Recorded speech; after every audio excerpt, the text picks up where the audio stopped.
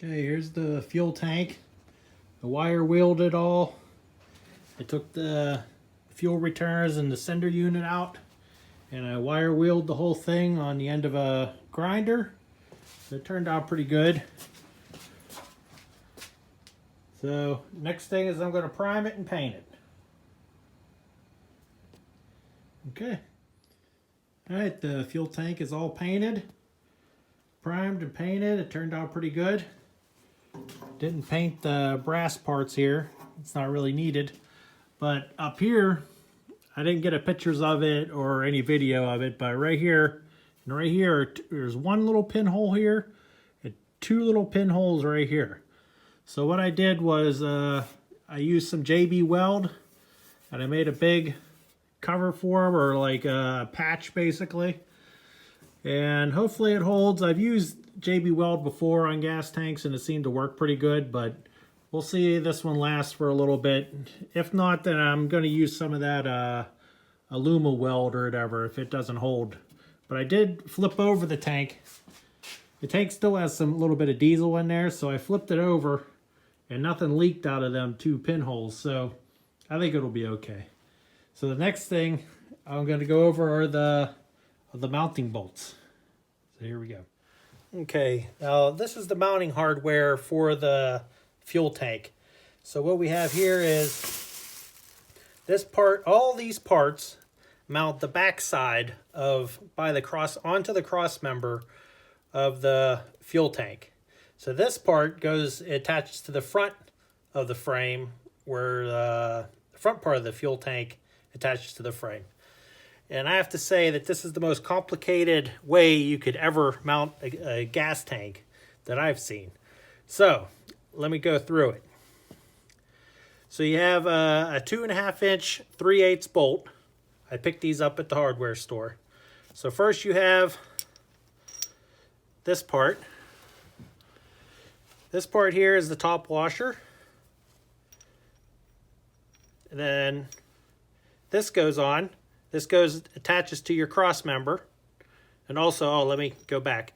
This part here, this is supposed to be a tight fit down into here because you won't be able to put a wrench on it.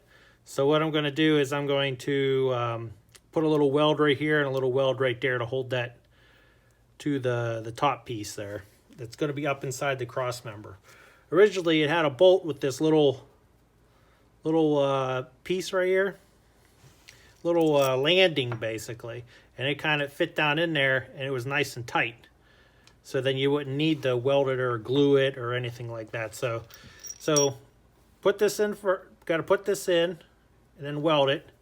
This spacer goes underneath here, then it goes onto your cross member as if this is your rear cross member. Then you have a bushing. It goes underneath here, and a spacer that goes in between the bushing. Let's see if you can see that. Okay, there you go. So you got your bushing, then your gas tank gets pushed up against here. Then this bushing goes on top, and it pinches the fuel tank right here. So then you got another spacer. Put the spacer on. Then you have a... Oh, wait, no. Wait, I'm doing this. Oh, no, I was doing it right. Okay. So this goes up against here. Then this goes on. And then you have the lock washer. I'm going to try to use the lock washer. Hopefully I can. And then put the nut on. So you have all this on there just to mount a fuel tank on to one location. So it's very, very complicated. So, and then for the front part of it, similar thing. You got your bolt. Actually, this is going to go the opposite direction. So this is, the nut goes up. You put the washer on. Put your bushing on. Your spacer. Bushing. Then that squeezes your fuel tank. Then the washer goes on top. Then this goes onto your chassis. and then you have your washer, lock nut, and lock there. So the nut holds the front part of your fuel tank on. So all this seems very, very complicated, as you would think a normal fuel tank wouldn't be so bad. But then another piece of it, this here, these spacers, you can't buy these anymore. They're no longer made or anything. So the front ones were still there. So I cleaned them up and I'm going to reuse them. But for the back, I didn't have the spacers. So what I did is I have a tube that I purchased because I got to have to weld some other things together. The front part of the chassis, but that'll be in another video. So the spacers themselves, since you can't buy these anymore, the handy dandy little calipers, cheapy dollar store ones. Okay, the ID of the spacer is 3/8, or just about 3/8. And then the OD of it, the outer diameter, is a 1/2 inch. Or let's see here. You have 3/8 or roughly 9.5 millimeter. Then the OD is just under a 1/2 inch, and that is 12 millimeter OD.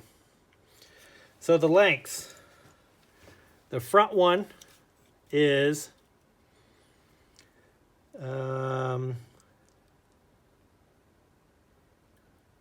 11/16 long, about 18 millimeters long.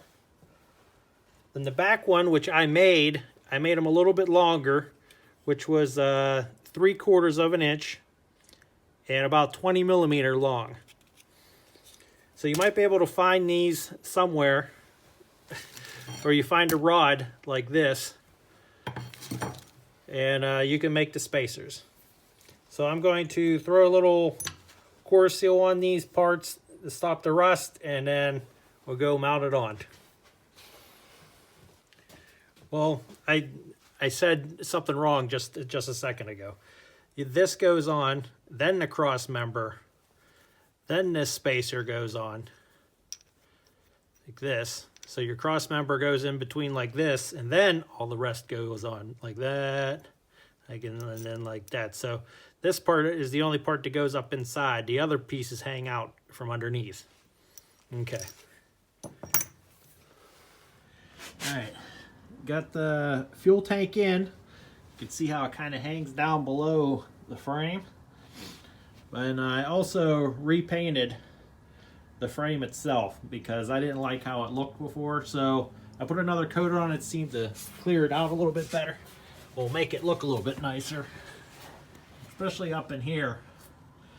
I see 2 coats, but you can still see it's kind of runny here, but still it's coming around. It looks a lot nicer. So flip over this way towards the rear.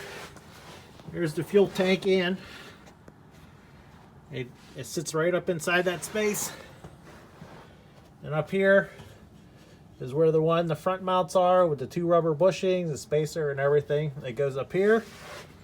And the other one goes over on this side, which is a tight squeeze to get in there, but if you have an extension or a wrench, you'll be able to get up to the bolt up inside there. So you go towards the back. You can even see it at all. But here's the back mounts, rubber bushing. I could not get the spacer to go inside there because it wouldn't fit with everything inside. When it's up inside here, I couldn't get it to move around enough to get the spacer in there. So what I did is I just used some blue Loctite, and I got that in there nice and snug or whatever. And also over on this side too, got that one in. All the bushings and everything, it's all up inside there. So the hitch that I put in, look at that. We got maybe, I'd say about a 1/4 inch spacing from where I made the hitch, not even knowing where the gas tank was gonna go. I knew it was roundabout here, but I didn't realize it was gonna be that close. So it's almost like a perfect fit. I can't believe how close that turned out. So it's absolutely perfect. I have no complaints. So fuel tank's in. Also the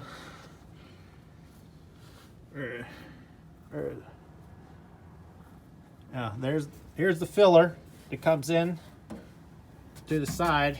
The filler comes down to this big boot, rubber boot that's clamped down and goes onto the down to the gas tank.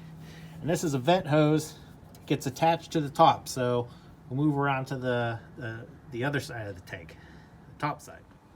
Pretty neat aspect of it being a station wagon and with the fuel tank in the back is that I'm pretty sure only the 109 station wagons have the fuel tank in the back like this. So they actually cut these cutouts in here so you could access your fuel sender and your feed and your return line for the... Okay, now here's the fuel sender. This is the original fuel sender. It's the original one that came with the truck. So the great thing about Land Rovers is that you can take these things apart. I took this off before and I cleaned the inside, which is all it does is whenever this goes up and down, electricity goes through one side and it gets grounded to the bracket, to the chassis, and it just measures the amount of resistance as this thing moves up and down. Then this one here is for the fuel gauge. This one here is for the light on the dash. So as it comes down, it actually hits into this tab here and turns on the dash a low fuel light. So that means you're almost out of fuel. So that means you need to fill her up. But so that's all cleaned up, and I fixed I checked the resistance in it, and it's all good and everything. So that goes in. You just put it on an angle, and it points towards the front of the truck. Oh, and don't forget to put a gasket on. There's a gasket. It goes on the fuel tank. Set that down, and then put the fuel sender in.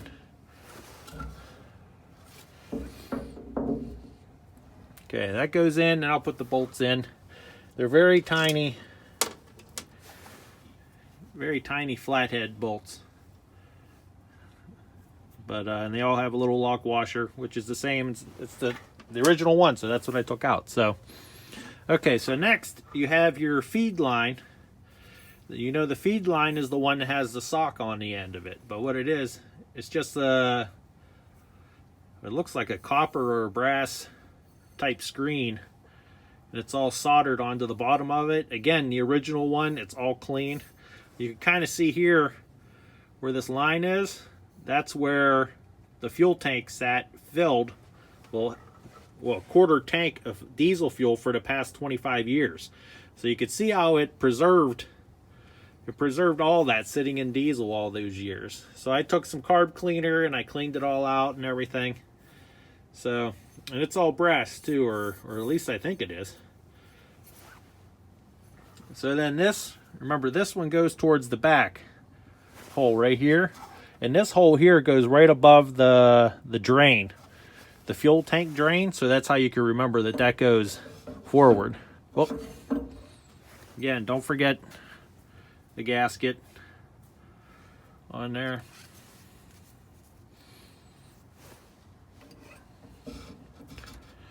And then this is, since it's a diesel, it feeds through here, pumps up here with the feed pump, and then with the diesel pump doesn't need as much fuel, it actually returns it back to this line that takes it to this to put it back into the tank. Again, you can see the line where it preserved it again now at the bottom. But this has no filter on it, no nothing, because after it gets filtered here, it goes up to the front, goes through a sediment tank, kind of gets the rust out with a screen on it. Then it hits the feed pump. It feeds the diesel pump. Then it goes through two big filters up in the engine compartment, and then goes over to the actual diesel pump. So it's been filtered so many times by the time it gets here, it doesn't need a return filter on it because it's going to be pretty clean. So again, get your gasket on, and that goes in there. Okay, now I'm gonna put the screws in. Okay, back, got these in. and them little screws, whenever I painted the tank, put a little bit too much paint in this area. So the getting these in were a little bit tough, the one especially. So I had to put a little carb cleaner on there to kind of paint the, not the paint, but the clean off some of the paint inside the holes, and had to poke around in them and clean them up. So these are now in. I ran the hose that goes around over to here, and now it's attached here. And this is your breather for when you fill up the hose. These ones can be on either one, but this side there's only one, so it circles around underneath the cross member that's here and goes around to here. Okay, fuel tank's in. It's all hooked up. The only thing I gotta do is the wiring, but that's gonna be a whole nother, I have to rewire the whole back end and everything. So now the plates can go on. There are screws that go down inside here. I'll put those in later. And there you go. Fuel tank's now in. Alrighty.